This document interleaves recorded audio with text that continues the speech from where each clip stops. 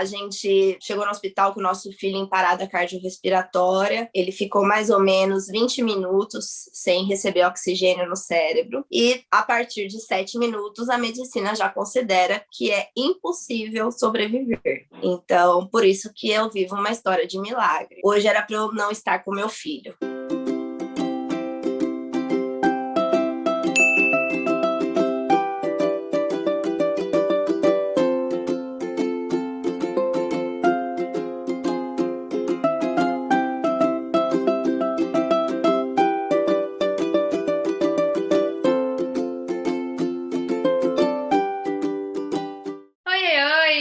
Bem-vindo!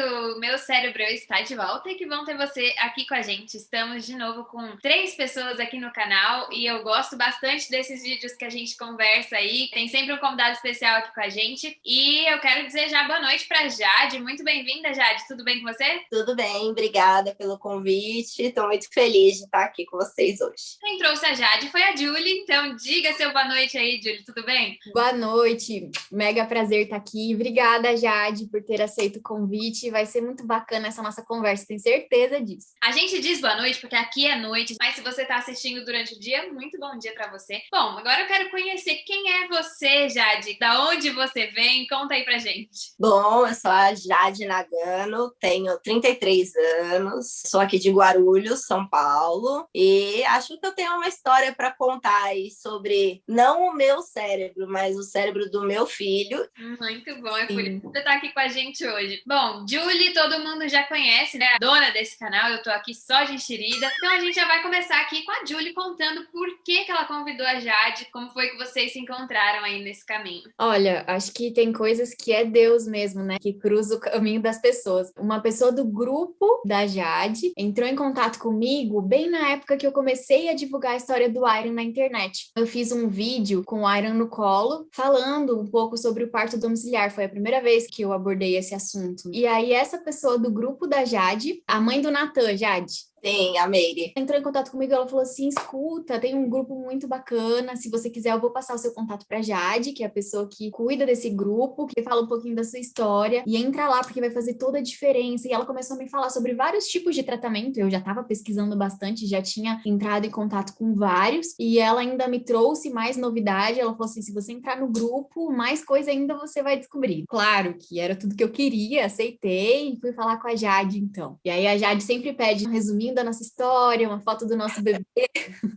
e adiciona a gente lá. E logo que eu entrei, assim, eu fui muito bem recebida e comecei a aprender muito. Então foi dessa forma que eu conheci a Jade. Depois disso a gente continuou com contato, porque ela é nossa mãe, digamos assim, e ela já mandou coisas pro Iron, nunca me esqueci. Quando o Iron foi para casa, ele não tinha ainda muito material, a Jade mandou uma caixa cheia de material pro Iron. Então a gente tá junto, misturado, e eu só tenho gratidão por ter conhecido essa pessoa maravilhosa. Você citou aí que essa foi uma das primeiras vezes que você postou algo falando sobre o que tinha acontecido com a Aira. E eu lembro que foi um vídeo que viralizou um pouquinho. A gente achou que ia alcançar só as pessoas que já te seguiam, mas na verdade alcançou muito mais gente. Foi uma forma de divulgar a história do Aira e também uma forma que você acabou percebendo que receberia muitas coisas negativas. Eu lembro que causou um susto até na época, muitos comentários negativos e pessoas que não compreendiam a história, a situação, e ao invés de ajudar, eles acabavam condenando. E mesmo assim trouxe coisas boas, porque se não tivesse começado, talvez nunca teria conhecido o grupo da Jade e muitas outras coisas que vieram depois disso. Eu me lembro quando o caso da Julie chegou pra mim. Começou um buchicho no grupo. Gente, vocês viram o depoimento daquela mãe, aquele vídeo daquela mãe, aquele vídeo daquela mãe. E eu, nossa, o que será que eles estão falando? Compartilharam no grupo o vídeo da Julie e, assim, foi super emocionante. Foi o primeiro caso de parto domiciliar que eu tinha visto. Eu não tinha tido contato com ninguém que tinha feito isso. E, assim, eu lembro que eu vi esses comentários de ofensas, né? E eu passei por isso também. Porque quando eu fui contar a história do meu filho, a primeira coisa que falavam pra mim, mas você não viu? Então, assim, tem um julgamento, né? E, gente, mãe nenhuma quer fazer qualquer coisa pra colocar seu filho em risco. Então, assim, assim, eu olhava para a história da Julie, eu pensava nela. Na verdade, eu sempre penso nas mães. As crianças, eu sei que tem 1000 pessoas olhando para as crianças e as mães estão lá sendo machucadas, feridas, agredidas todos os dias. E eu pensava assim, gente, como que tá a cabeça dessa mãe? Porque quando meu filho nasceu, eu tava super arrebentada, assim, eu ter que passar pelo que eu passei ali, que foi uma situação extrema, mas eu tava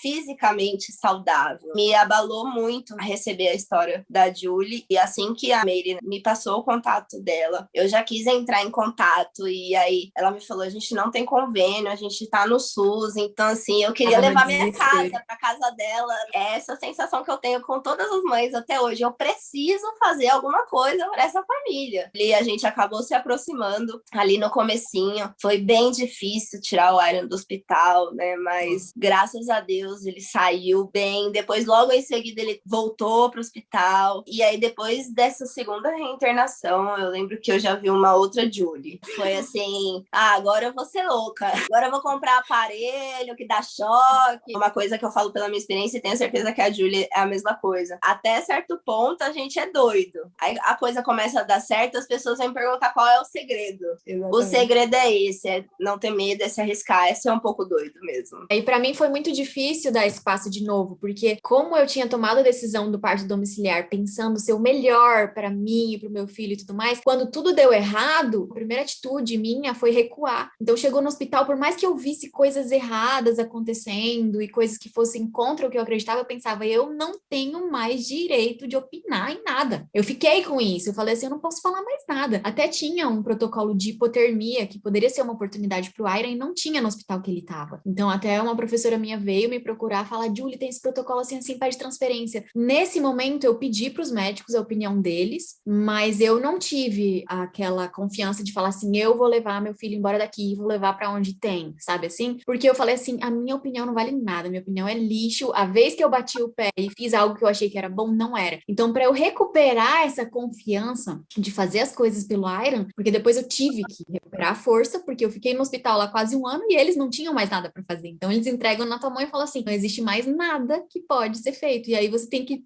tirar força e recomeçar todo o caminho de novo para fazer algo, mesmo sem existir algo para ser feito. Então, é um processo e você com certeza fez parte muito importante desse processo. Agora, só para te informar, para te atualizar aí do outro lado da tela, a gente está falando aqui do grupo Histórias de Milagres. Se você já é aqui do nosso canal e já maratonou os nossos vídeos, você já deve ter escutado a gente falar desse grupo. Esse grupo tem importância em várias fases da vida do Iron. A gente já falou muito sobre ele e continua com a gente até o final, que a gente vai falar para você se você tem vontade de participar, como que você pode fazer. A Jade vai contar tudo isso aí pra gente. Agora, eu quero saber de você, Jade. Por que você criou esse grupo? Você tem uma história de vida aí para contar pra gente? Pode contar, agora é com você a palavra. Eu tenho uma história de milagre. Bom, então deixa eu me apresentar um pouco melhor agora, né? Eu tenho um filho chamado Fernando, vai fazer 7 anos, agora em maio. Quando ele tinha 2 anos e 8 meses, a gente foi até o litoral aqui de São Paulo para passar um fim de semana. E nessa casa onde a gente se hospedou, tinha uma piscina. E nessa piscina, o meu filho se afogou. Agora, em fevereiro, fez 4 anos do acidente. E tudo aconteceu assim, num minuto tava tudo bem. E no outro minuto, a nossa vida tinha mudado completamente. Posso dizer que as primeiras 24 horas ali, eu tava num estado tamanho de choque que eu tenho só flashes de lembrança desse dia. Parecia que, por um lado, foi bom, porque parecia que eu não tava sentindo nada. Eu tava completamente anestesiada, em choque mesmo, né? A gente chegou no hospital com o nosso filho em parada cardiorrespiratória. Ele ficou mais ou menos 20 minutos sem receber oxigênio no cérebro. E a partir de 7 minutos, a medicina já considera que é impossível sobreviver. Então, por isso que eu vivo uma história de milagre, porque hoje era para eu não estar com meu filho. E a verdade é que ninguém sabe o que fazer com uma pessoa que era para ter morrido. Então, no hospital, os médicos não sabem o que fazer. É muito novo toda essa questão de ventilação mecânica, de remédio para o coração não parar de bater, de morte cerebral. Então, até eles têm muitas dúvidas a respeito disso, né? Então, eles falam o que eles sabem, que não tem jeito. E nessa fase hospitalar, que eu posso dizer tranquilamente foi os piores meses da minha vida, eu sentia muita falta de ter alguém que me dissesse, não, tem jeito sim, sim, nós vamos fazer uma coisa aqui que vai dar certo. E mesmo que não dê, a questão de você ter um propósito. Porque como eu ouvia não tem o que fazer, é horrível, você se sente inútil, incapaz. E aí foi daí que eu comecei a procurar outras pessoas, porque sempre vinha alguém me falar, olha, não, o filho da fulana se afogou, hoje tá ótimo. Tem umas histórias assim, né? E aí eu falava, gente, eu tenho que encontrar essas pessoas que o filho se afogou e tá ótimo, porque eu tenho que fazer a mesma coisa que essas pessoas fizeram. E nessa minha procura, assim, em coisa de um mês, eu já achei 6 famílias. Era um objetivo, assim, totalmente egoísta da minha parte. Eu criei o grupo porque eu queria, tipo assim, perguntar, escuta, quando tá com aquele refluxo, o que que eu faço? Eu queria a opinião dos 6. Então eu falei, vou fazer um grupo que eu pergunto, os 6 me respondem. E depois, um belo dia que eu acabei ficando sem entrar no grupo, eu vi que eles começaram a fazer pergunta entre si, sem a minha participação. E isso foi meio assim, chocante, que eu falei, não, peraí, todo mundo tem dúvida, né? Não sou só eu. Porque a gente não sabe o que fazer. Imagina, assim, meu primeiro filho da Julie, a gente já tem medo de pegar essa criança sendo ela normal. Você imagina uma criança ligada, o meu filho estava ligado em 9 fios entre o corpo dele e aparelhos. Eu tinha medo até de tocar nele, de olhar para ele, alguma coisa sair do lugar e dar muito errado. E aí o grupo surgiu dessa ideia, né, de que eu precisava saber as coisas e eu não queria ficar perguntando para cada um, então eu fiz o grupo e aí eles começaram a trocar entre eles também. E aí veio as indicações. A partir desse momento, você descobriu que o grupo não era só para você, que estava sendo útil para outras famílias também. Como que foi esse processo de crescer o grupo? Hoje vocês têm quantas pessoas nesse grupo? 178 pessoas já passaram pelo grupo História de Milagre hoje. No Brasil, nos Estados Unidos e na Europa. A Europa é campeã mundial de afogamento infantil. Então, até na Europa, temos membros brasileiros, todos brasileiros. O grupo vai fazer 4 anos agora em junho. Então, a gente ainda estava no hospital quando o grupo nasceu. E essa expansão dele é porque, assim como eu sozinha encontrei 6 pessoas, cada um desses pais também estava procurando alguém que vem falar, né? Olha, fiquei sabendo e tal. E começou a aparecer casos para mim que não eram só de afogamento. É isso que eu queria perguntar. Você falou aí dos 6 primeiros pais, eles eram todos frutos de um afogamento. Agora, hoje você tem pessoas aí de várias outras situações. Quem participa desse grupo? Então, o primeiro caso que apareceu para mim, que não era afogamento, era de um menino que engasgou com um pedaço de carne. E eu fiquei muito assim em dúvida, porque não era um afogamento, mas era um caso de falta de oxigenação adquirida após ter nascido. Então, nasceu, cresceu, evoluiu, tal, e teve uma falta de oxigenação. E eu não conseguia ver a diferença do caso dele para o caso do meu filho, exceto pelo fato de que meu filho ficou sem respirar embaixo da água e ele por uma carne. Então, eu achei que não tinha nada a ver não adicionar ela, até porque o grupo é História de Milagre, não só afogamento. E aí, depois desse caso, desse engasgo, começou a me surgir as mães de hipóxia neonatal, quando a criança ou nasce com o cordão umbilical enrolado, ou tem uma demora no parto, que acaba a criança já nascendo em óbito, como foi o caso do Iron também. Então, assim, até ali, aquele momento do nascimento, a criança tinha todo o sistema nervoso perfeito. No momento do parto, teve uma falta de oxigenação adquirida. Então, é a mesma situação do meu filho, só que o meu filho só aconteceu isso quando ele tinha 2 anos e 8 meses.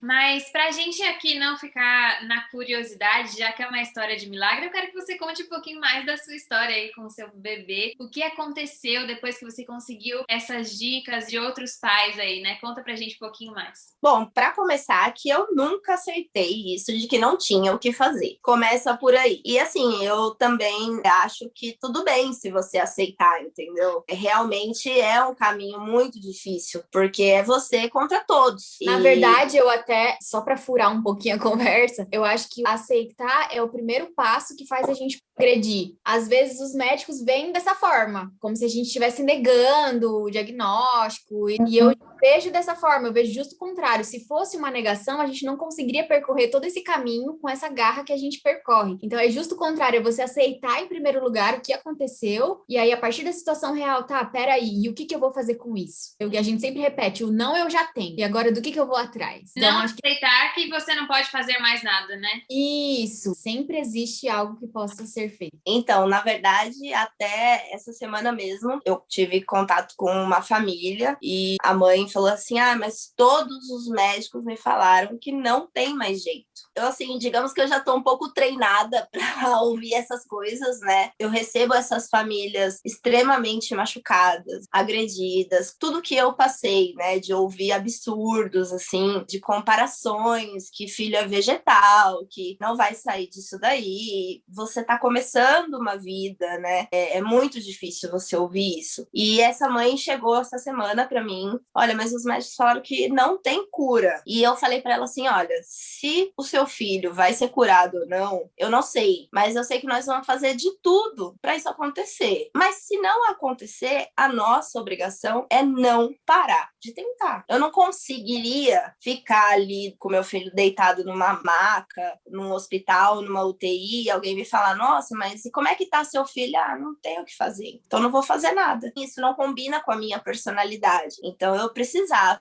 enfrentar, eu precisava buscar uma saída. As únicas pessoas que teriam uma saída, teriam a solução dessa história, seria quem passou por isso e venceu. Então, no hospital, eu tava super calma. Na verdade, o Fernando foi levado pelo meu marido e ele levou 40 minutos para me dizer que o Fernando estava vivo. E eu fiquei na casa esperando essa resposta. Então, esses 40 minutos, que foi assim terrível, que você não sabe se deu tudo certo, se deu tudo errado. N sentimentos passaram por mim da forma mais intensa que você poderia sentir, assim, uma coisa de desespero, de medo, um pânico que eu não posso comparar com nada, assim, eu nunca tive uma experiência de quase morte, foi horrível, né, esses minutos. E quando ele chegou e falou pra mim assim, ele tá vivo, mas respira com a ajuda de aparelhos. Eu não sou da área da saúde, então assim, pra mim, ou tá vivo ou tá morto. E eu lembro que na hora eu pensei assim, nossa, será que amanhã então já dá pra gente ir na praia? Vamos passar essa noite no hospital, em observação,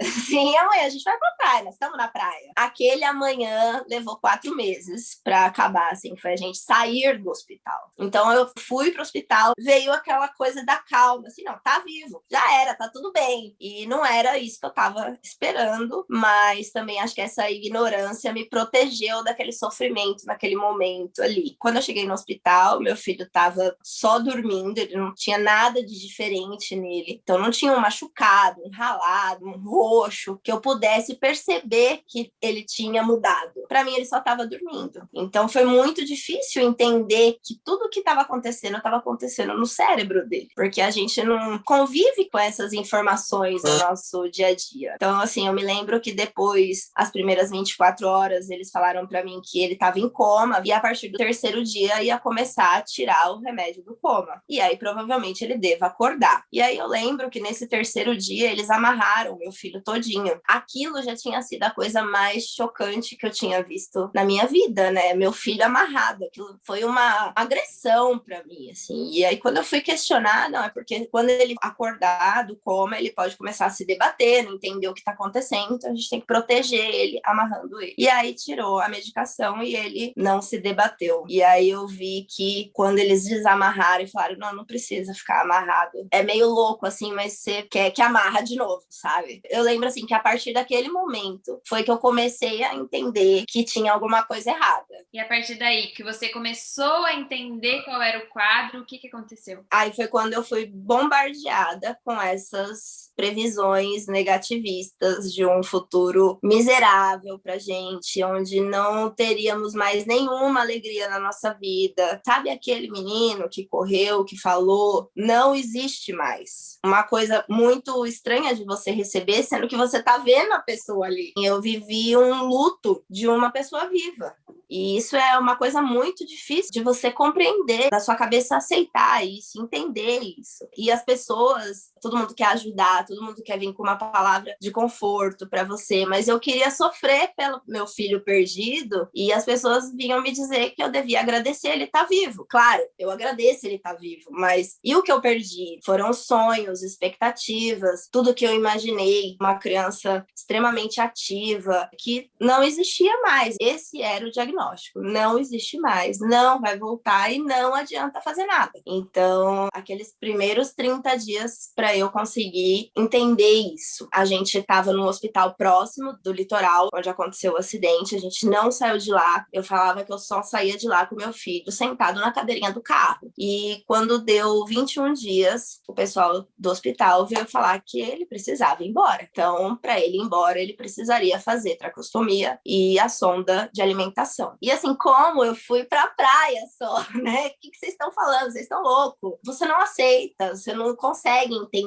Eu, pelo menos, assim, eu passei uma negação muito grande. E quando eles me colocaram na parede, eu falei, não, então vamos pra São Paulo. Eu fugi, na verdade, né? E a gente veio pra São Paulo. E aí, aqui em São Paulo, começou a escrever uma outra história. Então, tudo que a gente viveu lá foi um pedaço ali dessa história. Depois, aqui em São Paulo, a gente viveu outro pedaço. Lá, a gente estava no SUS. Eu sou muito grata, porque salvou a vida do meu filho. Não faltou nada para ele. Mas a gente estava longe de casa, a gente estava com limitação de recurso, então precisava fazer uma tomografia, a máquina estava quebrada. A única neuropediatra estava de férias, só voltaria dali 2 meses. Então, assim, a gente ficou limitado os recursos lá. Então, vamos embora para São Paulo, trouxe ele para cá, para o convênio. E aí, quando chegou aqui, os hospitais têm um protocolo, assim, de esperar 2 semanas para ver como esse paciente está reagindo. Tipo, eles conhecerem aquele paciente para começar a fazer alguma coisa. Então, isso acabou estendendo demais a nossa internação. E só quando já tinha 2 meses de acidente que o Fernando foi fazer tracostomia e a sonda de alimentação. Até então, antes de ele fazer a tráqueo, ele estava esses 2 meses entubado? 54 dias entubado. Geralmente no hospital eles falam que com 15 dias, isso para adulto eu acho esse protocolo, né? 15 dias, eles já querem fazer tráqueo para não ficar muito tempo com o tubo, porque pode ter várias consequências e tudo mais. Mas para criança, a gente conhece vários casos lá no grupo que ficaram bastante tempo entubados, né? Então, como eu disse, assim, eu fugi de lá, porque quando eles falaram, nós temos que fazer a tráqueo amanhã, eu entrei com a transferência. E aí eu acabei ganhando umas semanas aí, que depois mostrou para mim que foi pior, muito pior pro Fernando. Se eu tivesse feito a tráqueo realmente lá naquele momento, hoje ele não teria complicações de parte oral mesmo, porque deu uma deformidade na arcada dentária dele, né? Então, ele ficou com o palato mais separado. Deveria ter feito lá. A história da tráqueo, assim, é até muito interessante, porque o Fernando sempre conseguiu respirar sozinho. Não precisava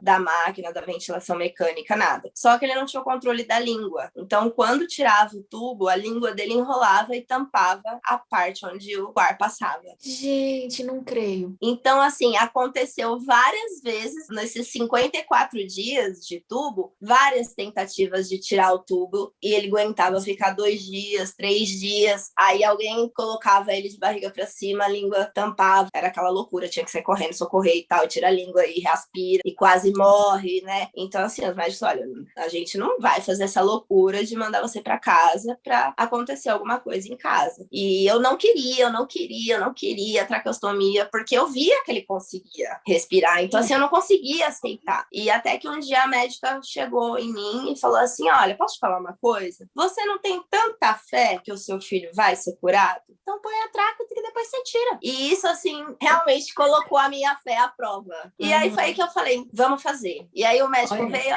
então, conversa com o seu marido, semana que vem você me dá a resposta. Não, doutor, não vamos conversar mais. Vamos fazer logo amanhã, porque vai que eu mudo de ideia, né? E realmente o Fernando colocou a tráqueo, e eu falo assim que no dia seguinte que ele colocou a tráqueo, eu comecei a trabalhar para tirar a tráqueo. E em 10 meses ele tirou a tráqueo. Chega a arrepiar, meu Deus.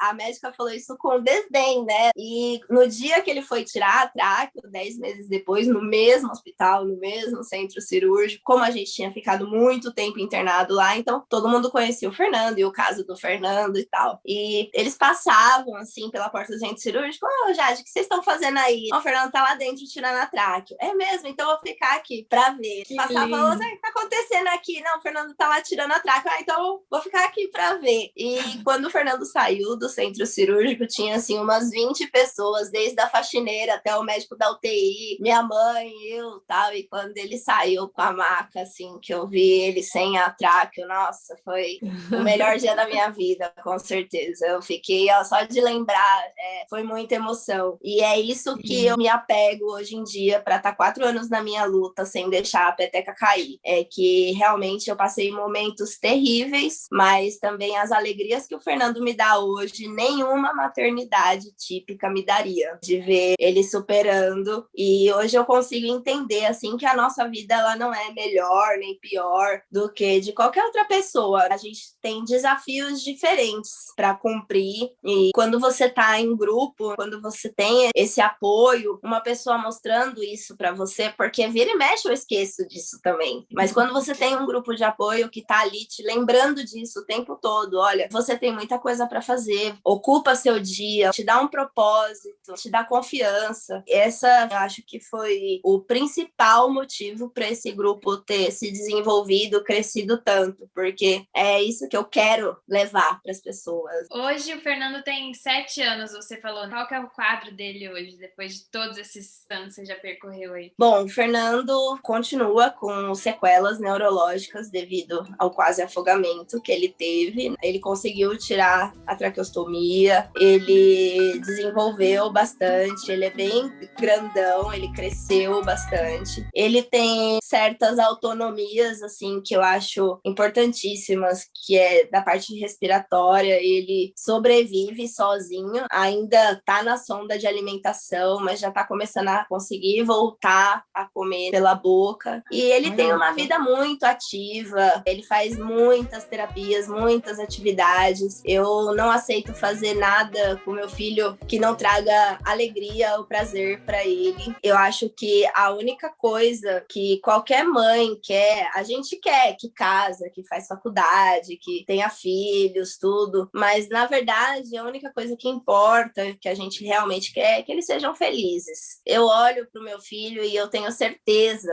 que ele é feliz. Eu vejo que ele é feliz. Acho que seria muito egoísmo da minha parte eu querer coisas para ele, como faculdade, casar e ter carro, uma carreira. Não importa isso. O que importa é que ele seja feliz. Só isso que importa. Então é isso que faz mais sentido para mim. E o que eu consigo deitar minha cabeça no travesseiro toda noite e falar: não, eu fiz o meu papel hoje, porque eu tenho certeza que o meu filho está feliz. Ai, que história linda, Jade. Acaba com a gente desse jeito.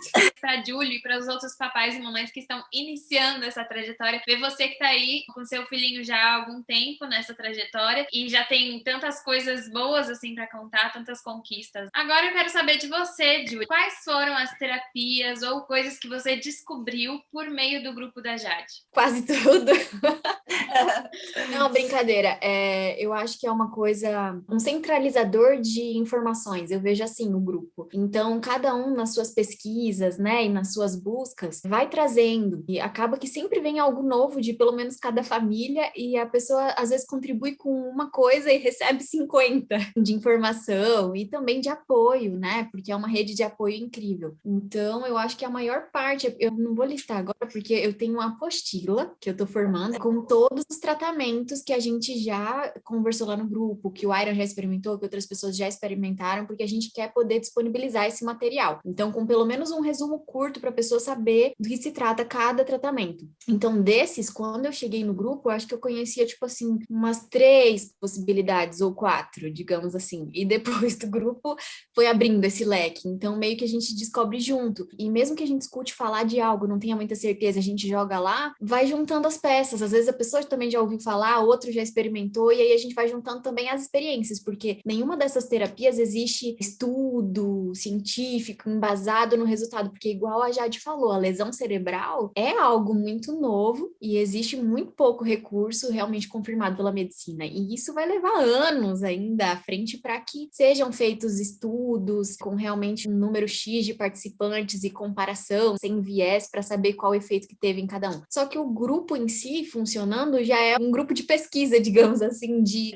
relato de caso. Como disseram pra gente que não tinha nada para fazer, qualquer pessoa que diga que tem para fazer, a gente quer tentar. Tem uma chance, então vamos ver o que acontece, né? Isso. Então virou um grande grupo de relatos de caso e das consequências positivas e negativas de cada terapia aplicada. Então eu falo que só falta a gente escrever mesmo. É muito rico esse conteúdo, essa troca e tudo mais. Então tem que passar para frente. Por isso também a importância desse vídeo, dessa conversa com a Jade. Incrível, muito rico. Antes da última pergunta, vamos passar a informação para o povo. Como faz para participar? Se eu tenho uma história de milagre para contar, ou se estou precisando ouvir as histórias de milagre aí do grupo, porque tem algum caso parecido na minha família, como eu faço para entrar em contato com você, para participar do grupo? Bom, a gente tem uma página no Facebook, que é Sobreviventes de Afogamento. Deixo aqui o meu convite para todas as pessoas que conhecem alguém que se afogou, que a família está passando por esses momentos de desespero. Vocês não estão sozinhos. A gente tem uma rede de apoio disposta a te receber, a ressignificar tudo isso, para você conseguir ver de uma forma diferente essas lutas que a vida coloca na nossa frente. A gente não está preparado.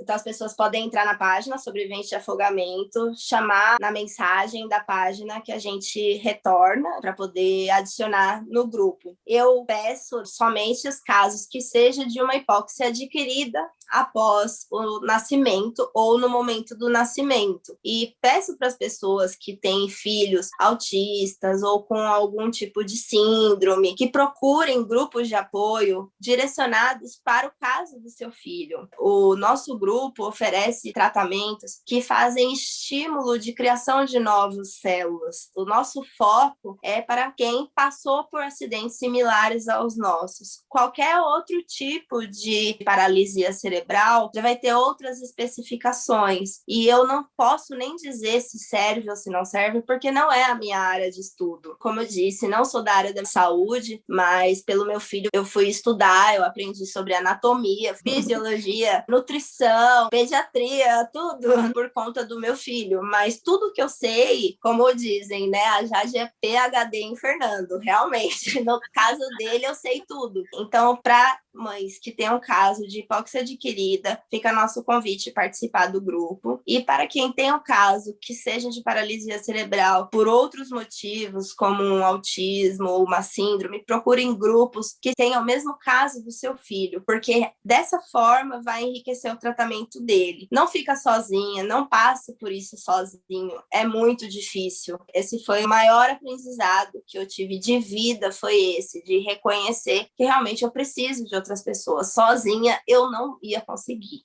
Só para acrescentar, eu acho que a gente colocou as coisas positivas, realmente é um grupo de história de milagre, mas me veio isso, que até no momento do luto, esse é um grupo muito importante. Então, querendo ou não, igual a Jade falou, o número de famílias que já passaram pelo grupo, existem casos em que acontece mesmo o óbito, e você não tá sozinho nesse momento faz toda a diferença. Então, a gente sofre junto, como se tivesse acontecido com a gente. Então, acho que até nesse momento é importante essa rede de apoio, ter gente que tem a mesma luta que a tua, compartilhando e inclinando o coração junto com você nesse momento de dor, sabe? Até porque só quem tá ali na mesma situação é que entende o que você tá passando.